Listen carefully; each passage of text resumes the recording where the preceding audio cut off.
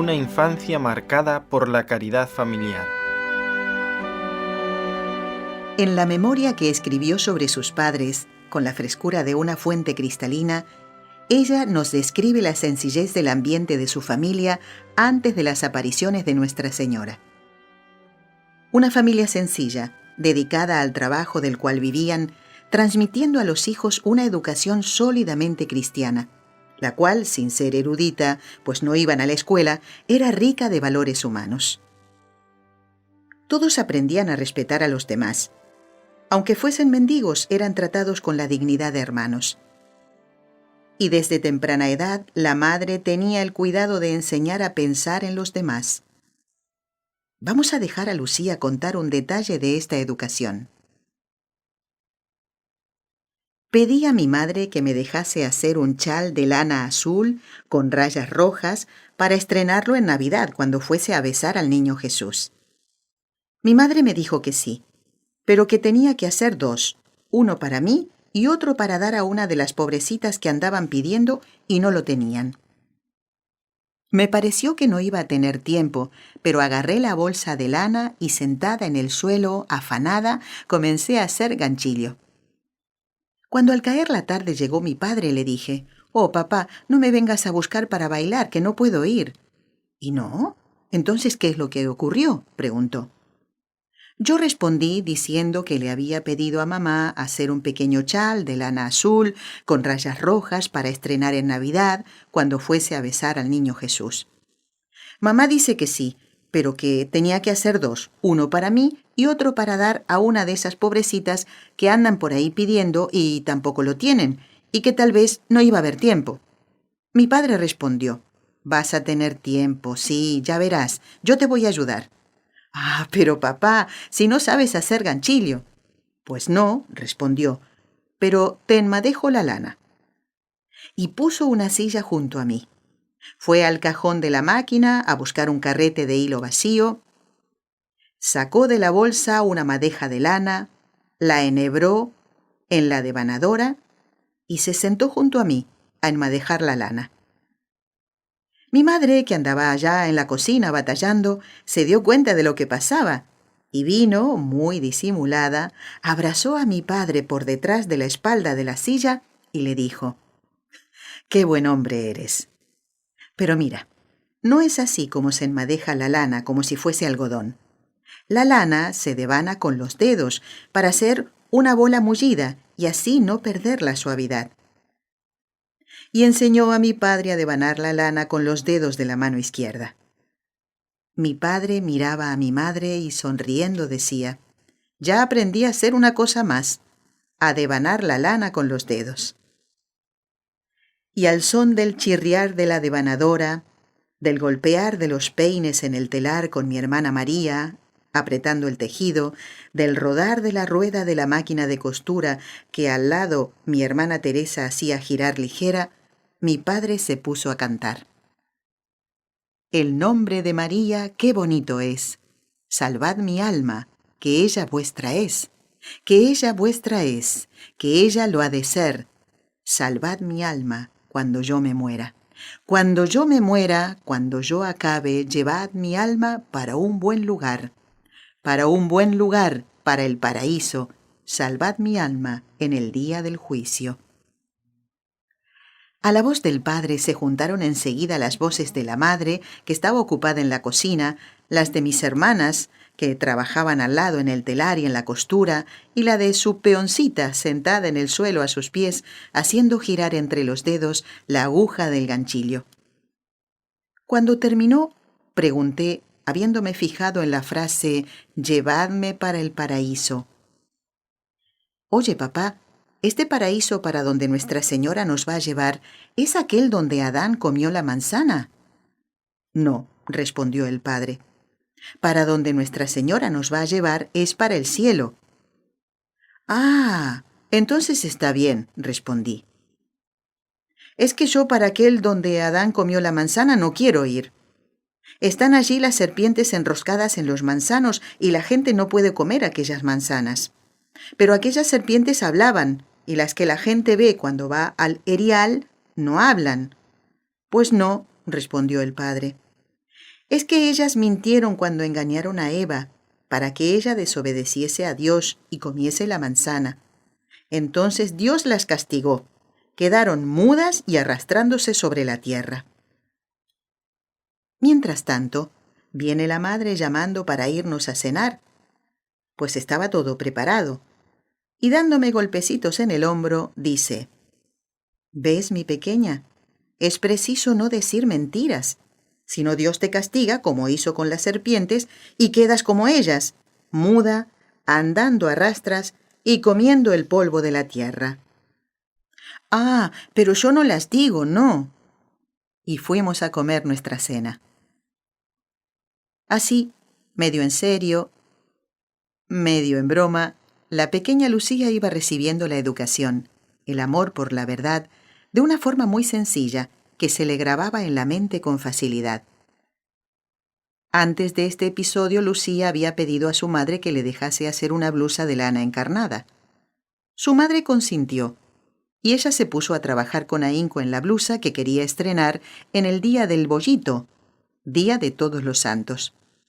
Cuando ya tenía la blusa terminada, pasó por allí una pobrecita más o menos de la edad de Lucía, la cual venía muy mal vestida. La madre, al verla así, se conmovió. Fue a buscar la blusa nueva, y como le quedaba bien, se la dio. Pero Lucía se quejó a su madre. «Entonces fuiste a dar la blusa que yo hice, y yo ahora no tengo para estrenar en el día del Bollito».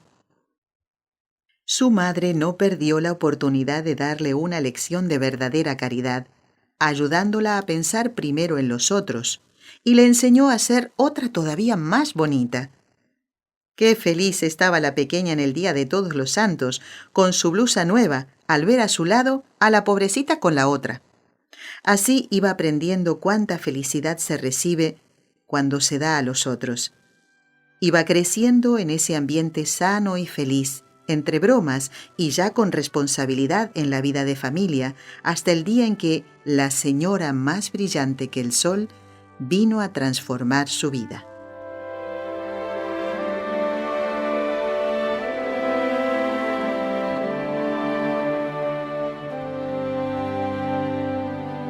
Primera comunión.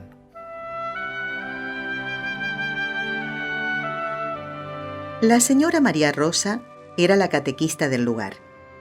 Los niños se reunían en su casa para la lección de catequesis. Lucía, desde bien temprano, todavía sentada en el regazo de su madre, comenzó a participar en las lecciones y en poco tiempo ya se sabía toda la doctrina bien aprendida.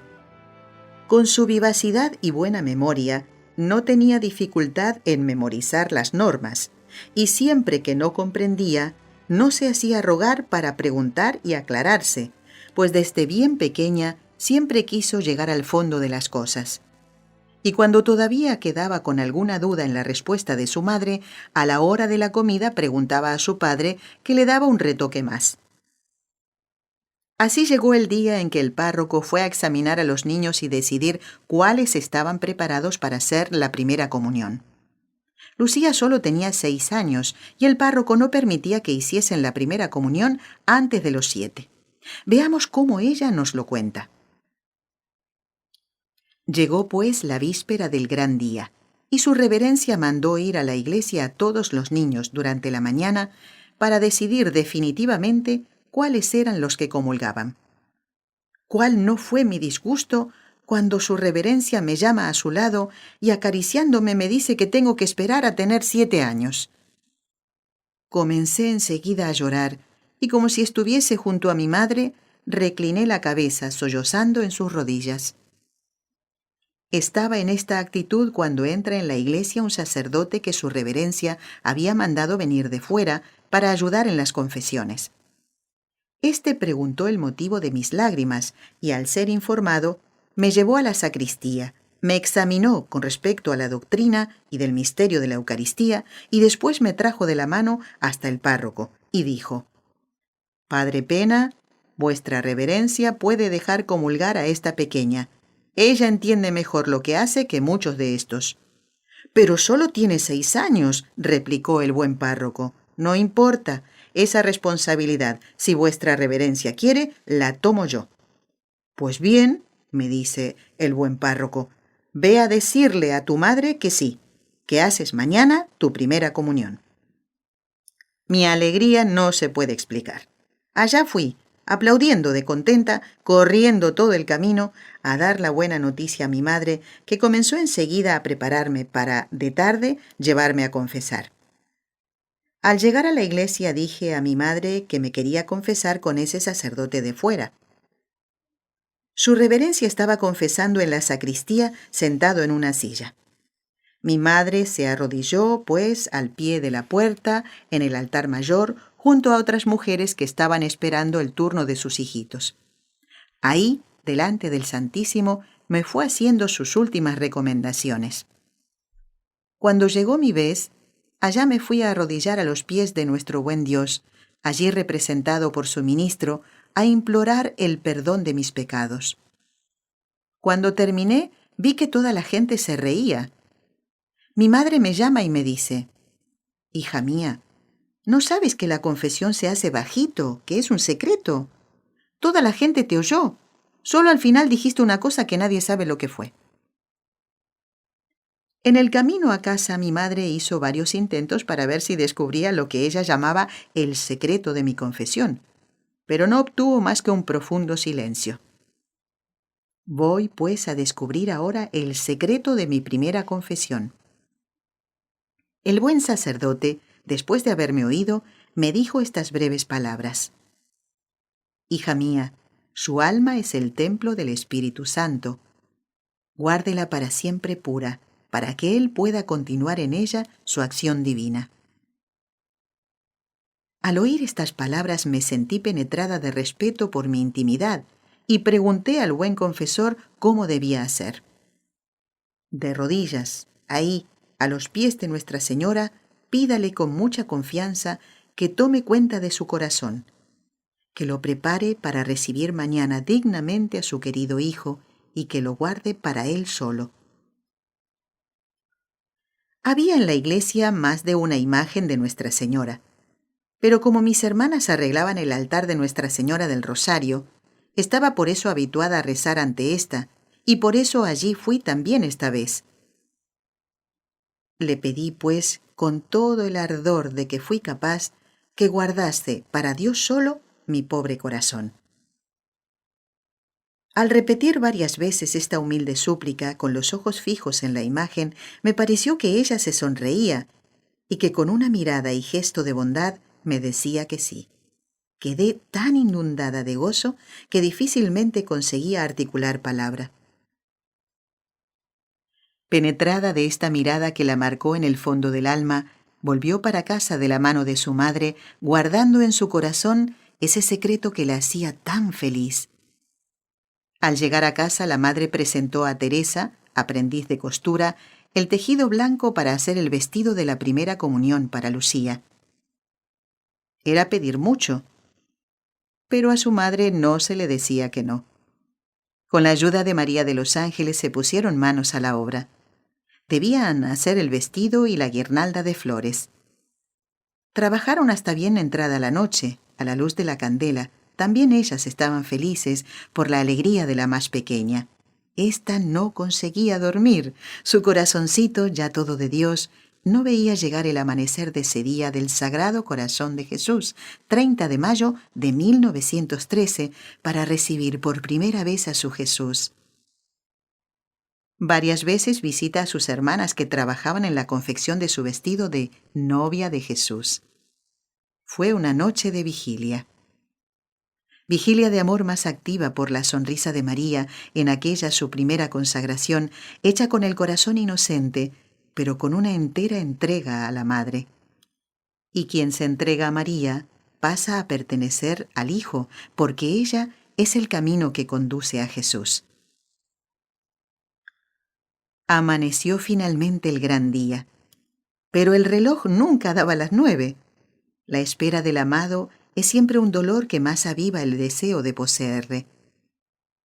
Antes de salir de casa en compañía de los 5 hermanos y ya con el vestido blanco y la guirnalda, la mayor la llevó a la cocina donde se encontraban los padres para pedirles perdón y la bendición. Su madre, al bendecirla, le recomendó lo que debía pedir a Jesús cuando lo recibiese en su corazón y, sobre todo, pide a nuestro Señor que te haga una santa. Con la devoción filial que sentía por la persona de su madre, memorizó bien estas palabras y cuando recibió la comunión fue lo primero que dijo a Jesús. Y él lo tomó en cuenta. Para que el vestido conservase su pureza inmaculada, símbolo de la blancura de su alma, su hermano Manuel la llevó en brazos hasta la iglesia. Llegaron muy temprano, pero Lucía no se distrajo. Corrió hacia el altar de Nuestra Señora del Rosario, enamorada de la sonrisa de la víspera, para observar de nuevo ese encanto maternal que tanto la había fascinado. Entretanto sonó la hora de la misa solemne presidida por el párroco, el reverendo Padre Pena, acolitado por 2 sacerdotes que vinieron a ayudar, siendo uno de ellos el reverendo Padre Cruz, jesuita. Eran 4 filas de niños desde la balaustrada hasta el fondo de la iglesia.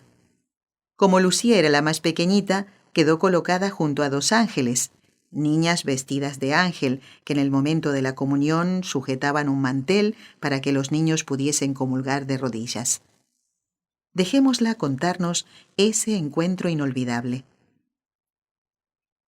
Comenzó la misa cantada, y a medida que el momento se aproximaba, mi corazón latía más aprisa ante la expectativa de la visita de un gran Dios que iba a descender del cielo para unirse a mi pobre alma.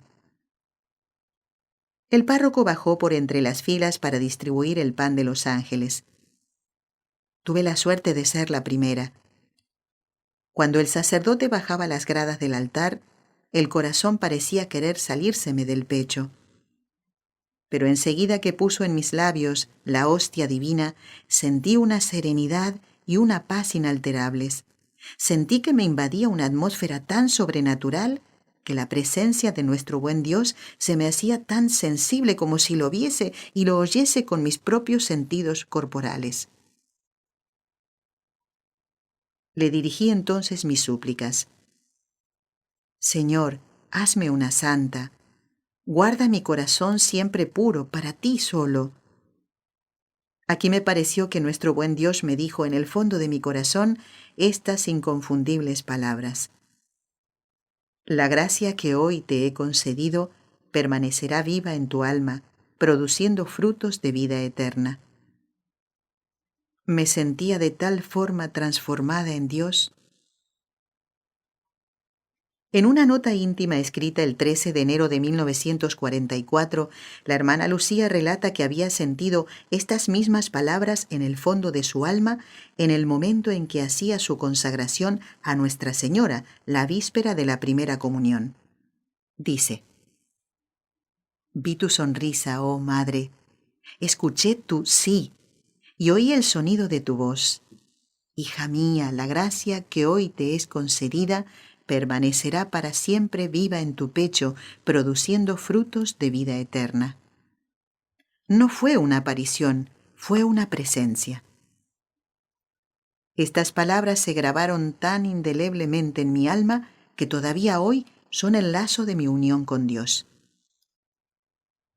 Con sus manitas sobre el pecho, en un recogimiento que nada conseguía perturbar, cantaba, más con el corazón que con la voz, el cántico que el coro entonaba mientras la comunión era distribuida a todos. Oh ángeles, cantad conmigo, oh ángeles, alabad sin fin. Dar gracias yo no consigo, oh ángeles, dadlas por mí. A lo largo de su vida, siempre que oía este cántico, la hermana Lucía revivía el sabor y el perfume de su primera comunión. Cuando terminó la función religiosa, era casi la 1 de la tarde. Como los niños hacían también la renovación de las promesas del bautismo, la ceremonia se extendía mucho. La celebración había comenzado más tarde de lo previsto porque los sacerdotes que fueron a ayudar llegaron con un poco de retraso. Y los niños estaban en ayunas. Muy preocupada, su madre apareció para buscarla, llevándole alguna cosa para comer, pensando que estaría desfallecida de hambre. Pero relata Lucía: Yo me sentía tan saciada con el pan de los ángeles que me fue imposible por el momento tomar alimento alguno. Perdí desde entonces el gusto y atractivo que había comenzado a sentir por las cosas del mundo y solo me sentía bien en algún lugar solitario donde pudiese, a solas, recordar las delicias de mi primera comunión. Alguien afirmó que una primera comunión bien hecha marca la vida entera. Lucía quedó marcada, más que eso, quedó presa por dentro. No nos habla de su frecuencia ante el altar de la comunión. No era habitual en esa época acercarse a comulgar todos los días. No se sabe si lo haría todos los domingos, en los cuales nadie de la familia faltaba a la misa, pero su deseo de comulgar y el fervor con el que hizo la primera comunión seguro que le harían desear el pan de los ángeles con frecuencia. Ciertamente después de este día, sus visitas al Santísimo Sacramento, cuando pasaba por la iglesia parroquial, serían más detenidas y familiares. Aquel Jesús que estaba allí era alguien ya muy íntimo. Era su Jesús. La señora María Rosa aconsejaba a sus hijos entrar siempre en la iglesia cuando por allí pasasen. Y Lucía era obediente. En esta edad ya era capaz de hacer algún recado y aprovechaba para visitar a su amigo.